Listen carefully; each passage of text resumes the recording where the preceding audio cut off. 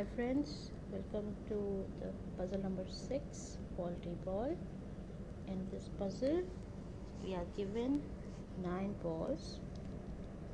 One of them is faulty in the sense that it has more weight than the rest of them. So 8 of these 9 balls have equal weight, while one of the ball weighs more than the rest of the ball. You have a scale and you can compare the weights of these balls and come out with the answer that which ball is faulty. So for example, you could take the scale, you can weigh ball number 1 and ball number 2, and you would know that none of them are faulty because they balance out each other. And say you keep on doing that until you come across ball number 7, and then you weigh ball number 7 with some other ball, say ball number 6, and then you see the difference in the weight, and you are able to say that 7 is the one faulty ball, right? But that would take many comparisons. I want you to do this in minimum number of comparisons. So can you tell me how can we do this problem in minimum? I'll give you a few seconds to think about it.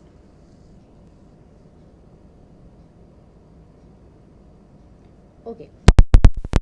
Answer.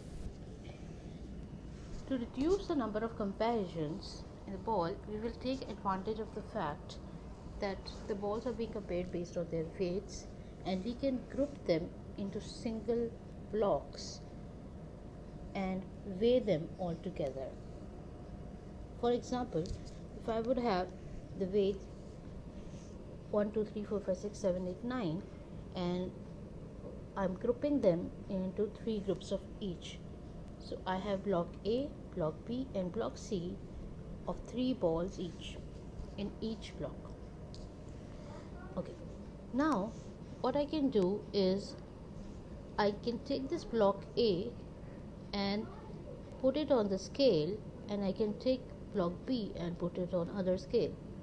Since block A and block B do not have faulty ball, the scale will be balanced. I hope you understand what I'm trying to say here. So by block A, what I mean is that you are weighing block 1, 2, 3 in this side and block 4, 5, 6 in this side. Okay, so they weigh out each other. What do we learn from that? That the faulty ball does not lie in block A or block B, it lies in block C. Correct? You can do it with any number of problems, any number of weights, but you have to remember that you have to reduce the number of comparisons, and the way you would do that is by comparing 2 blocks and being certain in just that comparison. You should be certain that the faulty ball lies in either of these 2, or it lies on the in the third block. So if we weigh A and B, we'll know that the ball surely lies in C. However, we can do it anyway. Since we are doing it randomly, we may have picked up block A and C or block B and C, and in both the scenarios the scale would be unbalanced. That means if I would pick B here and C here, I'll see that it's actually the C block will weigh more, right? Now this is the number one comparison that I'm talking about. So either you can compare A and B, you can compare A and C, or you can compare B and C. Okay, if you compare A and B, it will be balanced, but if you compare A and C or B and C, it will be unbalanced. So what do we do now? Because we are certain that in just one comparisons we can find out that the faulty block is C.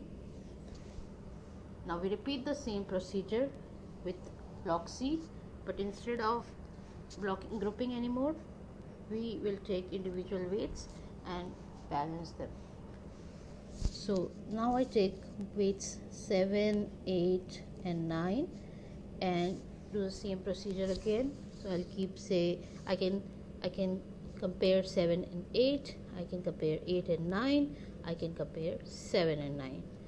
And similarly, if I compare 8 and 9 on the scale, they will balance. So we'll know that our faulty ball is neither 8 nor 9, it must be 7 in just two comparisons. If we take 7 or 8 or 7 and 9, similarly we'll know that 9 weighs less than 7, and that's how we can know the faulty weight is 7. Okay, so in just two comparisons we were able to find out our faulty weight. Thank you very much for listening.